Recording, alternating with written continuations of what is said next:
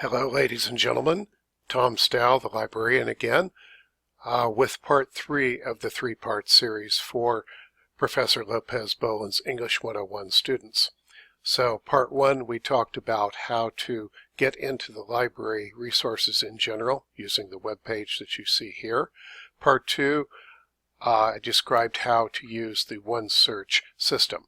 Now we're going to use a similar topic to last time about the depiction of Hispanics, Latinos in American television.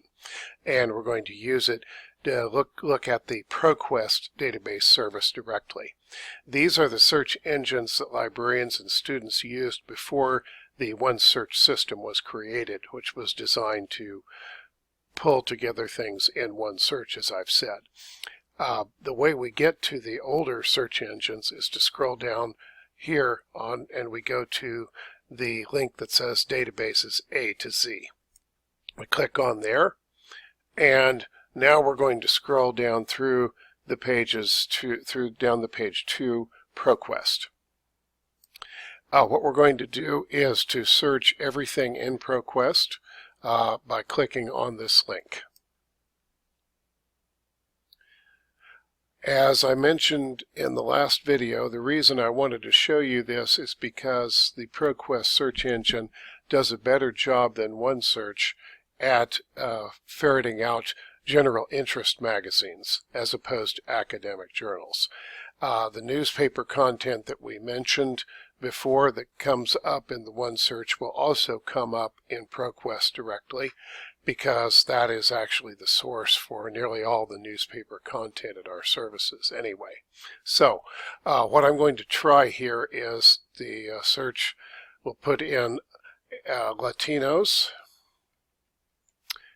in box 1, and we'll put television in box 2, and then we're going to click on Add a Row and put the term stereotypes.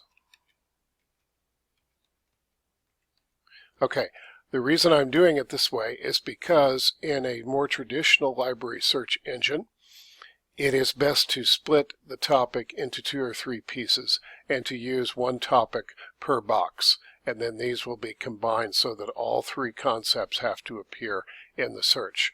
We're going to go ahead and do all dates, although I will show you how to cut things back by date. Click on Search, and let's see how many hits we get from this search. So 4,059 results. This is, of course, all over time. And this is a combination of everything. So we talked about the scholarly journals already in our last session. We talked about the newspapers, etc., using the OneSearch system. But as mentioned, this system, using this ProQuest search engine directly allows us to go for just magazines. So I'm clicking on magazines here because I've found that for topics that students are typically doing in these classes, that frequently general interest magazines are a very good place to look. But keep in mind that you are expected to provide at least one academic resource as part of your assignment. So here we have a lot of 239 results. These are sorted by relevance. So you see the first one is actually from 2004. Here's one from 1999 and so forth. You can actually change this to sort it by the most recent first or the oldest first, depending on what you'd like to do. So another thing we may want to try is, and this is again part of old-fashioned library searching, we can create a different search here by doing this. We're going to put a parentheses here. We can put Latinos, capital O, capital R, Hispanic Americans, and then close the parentheses. So Latinos or Hispanic Americans and television and stereotypes. So we can control for the vocabulary difference of terminology that has changed obviously over time. Let's see how many we get when we add in the term Hispanic Americans. So notice that we came up with 566 results. Okay, It did remember that we want magazines only. If you wanted to do, let's say, 10 years worth of material, or 5 years, you could click here on publication date, and then it will cut this down to a smaller search set. So we can, let's take a look at this one here, Variety, Los Angeles Variety, as opposed to the New York Variety. Latinos love Hollywood, but Hollywood hates Latinos, from August 18th, 2020. So this one is going to be taking a hard-nosed look at this subject, obviously. I'll click on here, and you saw this before in the last setup with OneSearch. The options for doing printing, emailing, citing, downloading the PDF, and so forth. A quick review here, click on Cite, and you can do a citation, change it to MLA, make sure it says 8th edition, and then you can copy and paste this information into your Works Cited page.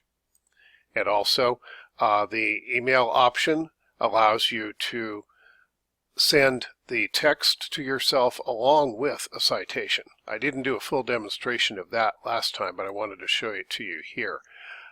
We're going to click on, it does say full text content. We're going to include a citation at the end. It remembered based on my last input that I wanted MLA 8th edition, so that's a good thing.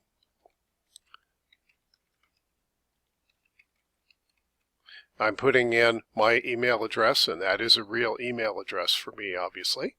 And I'm going to just put under your name, I'll just put Tom.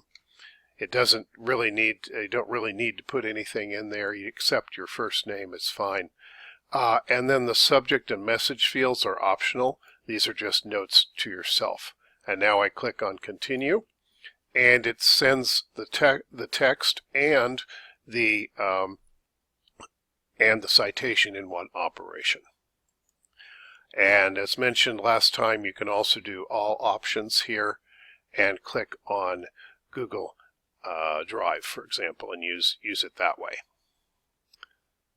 So that is the basics of searching in the ProQuest database directly.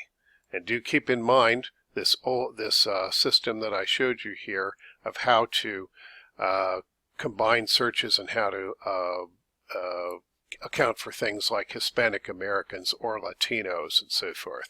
You could also, of course, run separate search on each of those concepts and come up with information.